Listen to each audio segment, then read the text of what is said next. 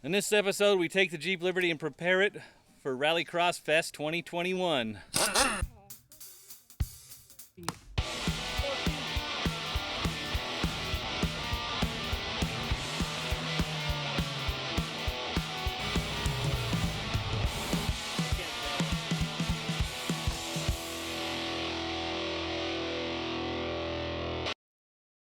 So for a long time now, Liberty / KJ's been cruising around with 4 out of 5 lug nuts. Now, 80% of the lug nuts that it came with is not too bad, but today we're going to fix this issue and get this back to original condition. Alright, first step's going to be to remove the rear wheels, and it is in park with the parking brake on, so right now it's not going anywhere. And this stud actually isn't even broken, it's just a little rusted. Might be able to clean this up. Probably. Oh no, it is. The threads are kind of messed up. Now we're going to have to replace it. Next step is to pound the stud out. And then try to fish it out of where it fell. It'll be alright. So the auto parts store said these are the right studs. I'm definitely going to check it to make sure. There's nothing worse than putting these in and then finding out they're too big, too long, too something. But looks like that's it. These are a lot easier if you can pound them in the back, but that is not going to happen. So we'll have to try to use a nut to seat this. So I put the stud in, pulled it through, got the nut tightened on here, and I'm going to use this breaker bar to try and seat the stud, or at least, yep, lots of fun. This is much better with a big impact. Well, after trying to get the stud tightened up, we could not get it tightened all the way with the nut. So made the determination we're going to have to pull the axles out, pound the studs in with a hammer. So to do that, there's a bolt right here that's got to come out. We're going to pull this pin out of the middle, and then it looks like there's some clips right inside here to pull the axles out. In order to get these axles out, you can see there's a clip in here. So there's the C-clips right there. That's what they look like. We were able to actually just spin them around and push them in. They just fell right down to the bottom. We were able to fish them out. So at this point now, you can pull the axle out that way and pull this axle out this way. I already punched the punched the stud out on the right-hand side. So we just need to get a hammer and pound a new one in. So we put the drain pan under there. As you pull this axle out, just so you know, there's a seal in there, and as you pull this out, it's going to leak oil out. Keep pulling it out. It's as far as I can get it. You're going to need a rag. You can wiggle it back and forth and up and down a little bit. Okay, there we go. So all we did was take a socket. Take a socket. This is I think it's a 3/4. 3/16. 13/16. You know, whatever. Just put the stud in there. I'm going to try to keep this as level as possible, and then just pound the stud in, and that's about it. Yeah, if you're going to run into a little bit of problem, usually putting this back in, so typically you gotta push down on the outside flange to pick up the inside a little bit, so it'll go in the hole, twist it around. There you go, all the way in. Alright, with new studs in, the axles are slid back in. And I was hoping to be able to get a shot of the clutches in here, but they're really hard to see. So you can see the pin is out. Might be easier to do with your fingers. Yeah, too. Probably. Yeah, now that's stuck on there. Okay. Now we just pull Usually this out. you gotta hold it in. You gotta hold it in and then pull the axle out to the outside. Are you holding it in for Yep. me? Okay, thank you. There you go. Locked in? So there you go. There's one that's in. Now we gotta do the other one. I'm just gonna try. Doesn't come in anymore. Yeah, this one I can't get on the way. We need to push that axle in more. Let's see if I can go in more. Oh. Yeah, a little bit.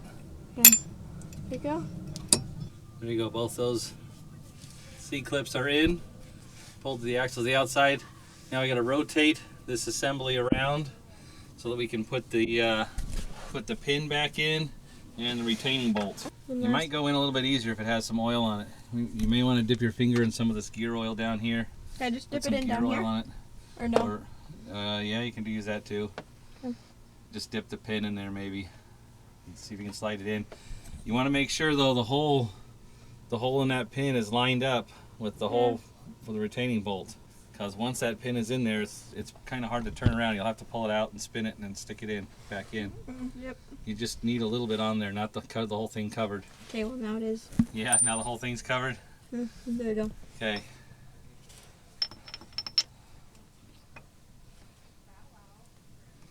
There you go. Attaboy. Go. You'll be able to slide it all the way in. It might give you a little bit of resistance here and there. I don't want to push it all the way through. Nope. Now it's stuck on something. Hung up a little bit. Yeah, I don't know if it's... You can take a small hammer or punch or ratchet. Just tap on it a little bit. It shouldn't be. Nice. All right. Let's go in now. Sure. You might have to slide it in a little bit further. Okay, Maybe. yeah, There you go. All right. I'm just gonna tighten that bolt up, but you want to make sure that thing is tight. We do not want that bolt coming out or coming loose. Let's see if I can hold it. You're holding it? Hold it while I film. Yeah, we don't want to strip that bolt or break it either. Yeah, that's pretty tight. That's tight? Okay. Is it tighter than it was before? Yes. When you took it out? Alright, good. It was very loose. Yep, now you can put the cover back on. Do you know how it goes? Just watch out for the RTV that's on the flange there. I know this tag goes in right there. Okay. So the mark from it. So you see that cover's got a bump on it. That bump is there for the ring gear. So that goes on the side of the ring gear. Okay, yeah. Stretch your hands out. Good, we'll just take my hands. And now it helps before you're way off, but it helps when you put it up there. If you just take this and kind of do a little circle. Okay. Just to make sure we smear the RTV around really good. Get a good seal. Yeah. Yep, then you can put a couple bolts in there just to hold it in place. Okay, yeah. And that's it. Then we tighten that up. We just want to, it doesn't have to be cranked down super tight, but it needs to be pretty tight. All right, so we've got some new studs on the end there. We had to steal some lug nuts, borrow some lug nuts from a Grand Cherokee. So we will have a complete set of lug nuts on here now. Next problem we have with Liberty is to race and rallycross, a car has to be wider than it is tall. From the factory, the Liberty is 68 inches wide and 70 inches tall. So it's taller than it is wide by 2 inches. We're gonna remedy some of that by heating up the coils. We're gonna lower it about an inch just to hedge our bets to make sure we're in good shape. I got some 1.5 inch wheel spacers. So that should go from 68 inches wide to 71 inches wide, and then we should lower it an inch, so it should be 69 inches tall at that point. All right, so I got another set of springs from the junkyard. I want to lower this a little bit, so I want to save these so I can put these back in and get it back to the stock ride height after RallyCross Fest. All we did was pull the top mounting bolt out of the shock. That should allow this axle to droop down quite a bit, and these springs will just should just pop right out, more or less. Spring wasn't too bad. We just had to push down on the axle. We're able to sort of pry this out on the inside. This new spring popped in really easy. I think it is a little bit shorter than the one that came out, but you can see there's the original spring that came out. This is the one I got from the junkyard. Just making sure the upper shock bolts are tight. All right, we're putting the wheels on now on the wheel spacers. All right, you did it. How do you feel? I don't know. That was harder than it should have been. Hey, so what way are these nuts supposed to go on this wheel spacer? Not the way you put them on. No, not that way, huh? I may or may not have put them on wrong. So there is the front wheel with the 1.5 inch spacer on it on a 2002 Jeep Liberty. And this is, the driver's side does not have the spacer on it. So we're gonna start trying to lower this Jeep just a little bit. Let's say 31 inches to the bottom of the lift there. I'm just gonna take the torch, and I've got the wheel turned all the way because I need the weight of the vehicle to push down on the strut I'm just gonna heat this up, probably right here. Just heat this area up a little bit. Hopefully I can collapse the spring and see where you're at. We'll see where we're at. It's probably gonna get a half an inch or so. I would not recommend ever doing this at home. There's a strut in here that is under pressure. If the outside of that strut gets too hot, the fluid in there will blow out. So this is not really the safest thing to do.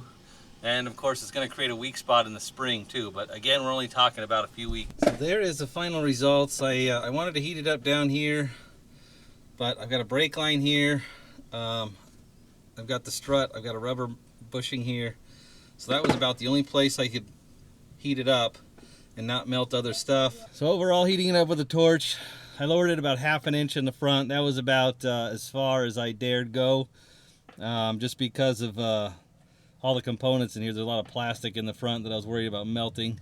So I'm gonna call that good, and I'll head to the back. Now I'm looking at the back. I've got a plastic gas tank that I need to be very careful of. There's rubber down here. There's a rubber suspension stop. The brake lines are metal, but there's the parking brake cable that is plastic right there. And I think that's about it. So I think I can hit this with the torch. Maybe, I'm not sure, maybe put it right in this area right here. I think that I got the back lowered about 3/4 of an inch or so. I know these are normally higher in the back for load carrying capacity in the back of them. I think we're about ready. We just got to add some stickers and some numbers to the car. There is the end result with the 1.5 inch spacers. The wheels definitely fill up the wheel wells now. And so the final numbers are 72 inches wide, and just eyeballing it looks like it's at 68 inches tall now. So I lowered the front about half an inch. I lowered the back, I measured it about 3/4 of an inch, and somehow that equaled 2 inches lowering it. But again, I measured it when it was in the driveway, taking it out for a drive, and then measured it again. That may have, the suspension may have settled, and it may have changed the numbers I had a little bit. So, but that's the final call. Next thing is I've got to put some decals on this. That's it from what's going on with the cars getting ready for RallyCross Fest. Please hit that like button and subscribe, and I will see you in the next video. Hey, you missed a spot.